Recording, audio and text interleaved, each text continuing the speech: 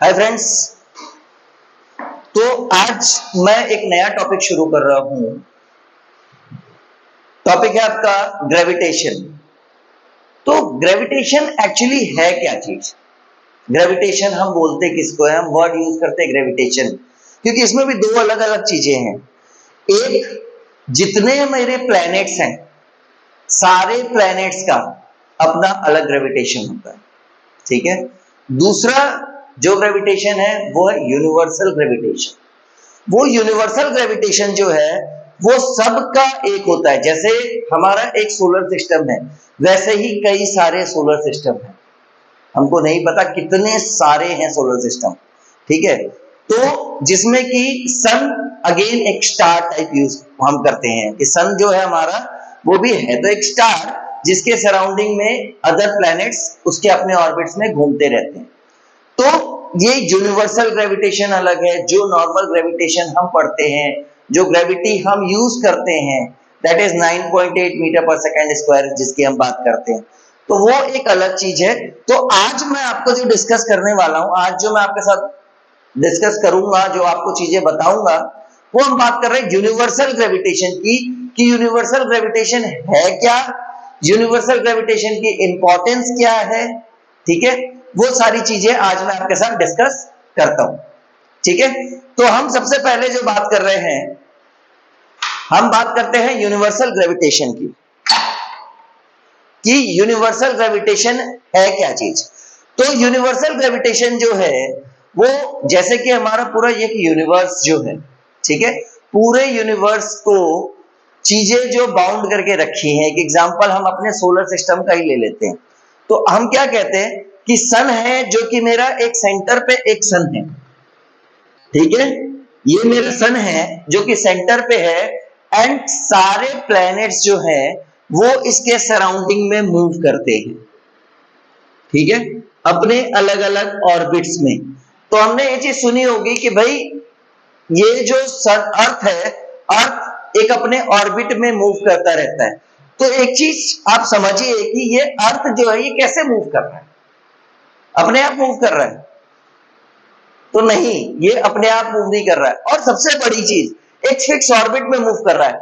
अब बाकी छोड़ो, आप ये चीज देखो कितने सैटेलाइट्स हैं, कई सारे सैटेलाइट्स भेजे जाते हैं अर्थ के बाहर। अगर आप देखोगे तो अर्थ के बाहर कई सारी सैटेलाइट्स, हर चीज के लिए एक अलग सैटेलाइट। आप कोई चैनल देख रहे हो, उस चैनल का अपना अलग एक सैटेलाइट है, ठीक है। आप फोन पे बात करते हो, उसका एक अलग सैटेलाइट है, ट्रांसमीटर अलग है, रिसीवर्स अलग है। तो ये सारी चीजें जो है, तो वो सैटेलाइट्स है, वो सैटेलाइट आपस में क्या वो टकरा नहीं सकती हैं? वो भी टकराती हैं। तो लेकिन अब अगर वो नहीं टकरा रही हैं, वो एक अपने अलग अलग ऑर्बिट में, सबने अपना अपना एक अलग अलग ऑर्बिट बांध लिया। तो वो ऑर्बिट बना कैसे?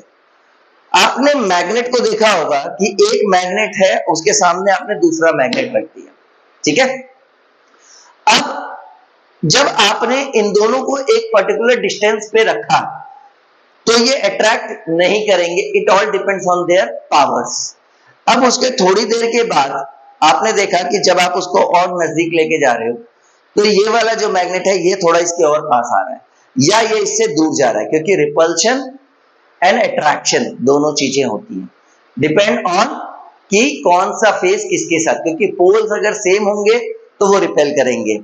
तो यहां पर भी वही एक अट्रैक्शन फोर्स है, ठीक है। ग्रेविटेशन क्या है? ग्रेविटेशन एक अट्रैक्शन फोर्स है जो कि सन लगा रहा है अर्थ के ऊपर, और अर्थ जो है वो अपना फोर्स लगा रहा है सन के ऊपर। बट सन जो है वो अर्थ से काफी बड़ा है, उसका अपना जो ग्रेविटेशन पावर है वो काफी बड़ा है, और दोनों एक दूसरे के ऊपर फोर्स लगा रहे हैं। तो एक पर्टिकुलर प्लेस पे जाके वो दोनों रुक गए। ना ही इसका फोर्स ज्यादा हो सकता है, ना ही इसका फोर्स ज्यादा हो सकता है, और ना ही ये दोनों एक दूसरे से कोलाइड हो सकते हैं। तो जिस पॉइंट पे ये जाके रुक गए, वो पॉइंट पे ही वो रोटेट होना शुरू हो जाता है, तो वो बन जाता है उसका ऑर्बिट। तो यूनिवर्सल ग्रेविटेशन यही चीज है। अब यूनिवर्सल ग्रेविटेशन वर्क किस चीज पे करती है, हम कैसे पता करते हैं कि यूनिवर्सल ग्रेविटेशन क्या है? तो यूनिवर्सल ग्रेविटेशन को जो हम डिनोट करते हैं, यूनिवर्सल ग्रेविटेशन को हम डिनोट करते हैं कैपिटल जी से। ये साइन है मेरा यूनिवर्सल ग्रेविटेशन का। अब यूनिवर्सल ग्रेविटेशन किन किन फैक्टर्स के ऊपर डिपेंड करता है? तो यूनिवर्सल ग्रेविटेशन जो है, तो सबसे पहले हम बात करते हैं कि फोर्स। अब किसी दो ऑब्जेक्ट के ऊपर या किसी दो बॉडी के ऊपर अगर फोर्स लगता है, तो वो फोर्स जो है वो उनके मासेस के डायरेक्टली प्रोपोर्शनल होगा। मतलब कि जितना ज्यादा मास उतना ज्यादा फोर्स, जितना मास कम उतना फोर्स कम। तो फोर्स डायरेक्टली प्रोपोर्शनल है इनके मासेस के। दो बॉडीज, जिन दोनों बॉडीज का अपना एक मास है पर्टिकुलर, जैसे अर्थ का अलग है, सन का अलग है, तो इन दोनों बॉडीज का अपना एक मास है, ठीक है। अब ये दोनों बॉडी के मासेस के डायरेक्टली प्रोपोर्शनल होता है आपका जो फोर्स लग रहा है उस एक बॉडी से दूसरी बॉडी पे या दूसरी बॉडी से पहली बॉडी पे, उसके डायरेक्टली प्रोपोर्शनल होता है फोर्स। दूसरा क्या होता है? Force is inversely proportional to the square of the distance between the center of the bodies। अब जैसे अगर मैं बात करूं, एक बॉडी ये है, दूसरी बॉडी ये है, तो डिस्टेंस जो है वो ये नहीं होता है, ये नहीं है डिस्टेंस। डिस्टेंस क्या है? इस बॉडी का सेंटर और इस बॉडी के सेंटर के बीच का जो हम डिस्टेंस निकालते हैं, इसको हम बोलते हैं डी। तो ये डिस्टेंस क्या है जो हम जिस डिस्टेंस की बात कर रहे हैं, वो डिस्टेंस है कि इन दोनों बॉडी के जो सेंटर पोर्शन है, उन सेंटर पोर्शन के बीच का डिस्टेंस कितना है। तो डिस्टेंस से क्या पता चलता है? डिस्टेंस के स्क्वायर के इनवर्सली प्रोपोर्शनल होता है मेरा फोर्स। मतलब कि जितना डिस्टेंस ज्यादा होगा उतना मेरा फोर्स कम होगा। तो हमने दो चीजें देखी, जितना मेरा मास ज्यादा होगा उतना मेरा फोर्स ज्यादा है, जितना मेरा डिस्टेंस ज्यादा है दोनों ऑब्जेक्ट या दोनों बॉडी के बीच में, उसके स्क्वायर के बराबर, उसके स्क्वायर से रिलेटेड है मेरा फोर्स, कि जितना डिस्टेंस ज्यादा उतना फोर्स कम। अब इन दोनों को अगर मैं मिला देता हूं तो मेरा बन जाता है formula, force is proportional to m1 m2 upon d square। d is the again distance of the two bodies। अब ये बन गया। अब जैसे ही प्रोपोर्शनल का साइन हटता है मेरा, प्रोपोर्शनल कहीं पर भी अगर आप इक्वल टू बना देते हो, तो ये इक्वल टू क्या काम करता है? जब भी आप प्रोपोर्शनल को इक्वल बनाओगे तो आपको एक प्रोपोर्शनल कांस्टेंट लगाने की जरूरत पड़ती है, एंड यहां पर जो कांस्टेंट लगाते हैं that is capital G, that is universal gravitation. तो यूनिवर्सल ग्रेविटेशन यहां पर लग गया। तो अब आपका फोर्स हो गया G m1 m2 upon d square.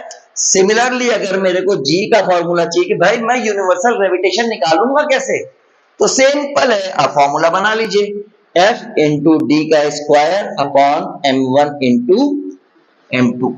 ये है आपका यूनिवर्सल ग्रेविटेशन का फॉर्मूला, कि जो दो बॉडीज के बीच में फोर्स लग रहा है, जो दो बॉडी का मासेस है एंड जो दो बॉडी के डिस्टेंस हैं आपस में, उनके स्क्वायर का स्क्वायर निकालना और उसके बाद इस फॉर्मूले में पुट कर देंगे तो मेरा फाइनल यूनिवर्सल ग्रेविटेशन आ जाएगा, जिसकी वैल्यू होती है 6.67 into 10 to the power 11 Newton.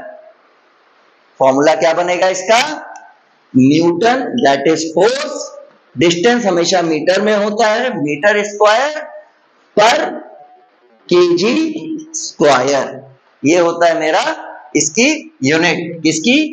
Universal gravitation की यूनिट होती है न्यूटन मीटर स्क्वायर पर केजी स्क्वायर। ये मैंने कैसे बनाया, मैंने आपको बता दिया। एफ होता है न्यूटन में, डिस्टेंस हमेशा होता है मीटर में, तो मीटर का स्क्वायर हो गया। मासेस होते हैं मेरे केजी में, तो पर केजी स्क्वायर। ये मेरा फॉर्मूला है यूनिवर्सल ग्रेविटेशन का। यूनिवर्सल ग्रेविटेशन सबसे इंपॉर्टेंट पार्ट है इस पूरे सोलर सिस्टम को चलाने का। सोलर सिस्टम जो चल रहा है, जो ऑर्बिट्स पे, अलग अलग ऑर्बिट्स पे जो मेरे प्लैनेट्स घूम रहे हैं, वो किसकी वजह से? वो सिर्फ और सिर्फ यूनिवर्सल ग्रेविटेशन की वजह से घूम रहे हैं। यूनिवर्सल ग्रेविटेशन से और क्या चीजें होती हैं? जो आपके टाइड्स होती हैं, जो आपके इक्लिप्स होते हैं, वो सारी की सारी चीजें जो है वो आपके यूनिवर्सल ग्रेविटेशन से होती है। तो जितना बेसिक चीजें हैं यूनिवर्सल ग्रेविटेशन की वो मैंने आपको बता दिया है। इस ग्रेविटेशन के बारे में हम आगे पढ़ेंगे कि हमारा जो अर्थ का ग्रेविटेशन, जैसे मैंने बोला कि हर प्लेनेट का अपना अलग ग्रेविटेशन फोर्स होता है, तो वो चीजें मैं आपको अपने नेक्स्ट वीडियो में बताऊंगा। अभी के लिए आपका यूनिवर्सल ग्रेविटेशन का कैसे बना, इसकी क्या इंपॉर्टेंस है, वो चीजें जो मैंने आपको बताई हैं, इसमें अगर कोई क्वेरी हो तो आप मुझसे पूछ सकते हैं। प्लीज चैनल को लाइक करें, सब्सक्राइब करें, बेल नोटिफिकेशन ऑन करें। Thank you.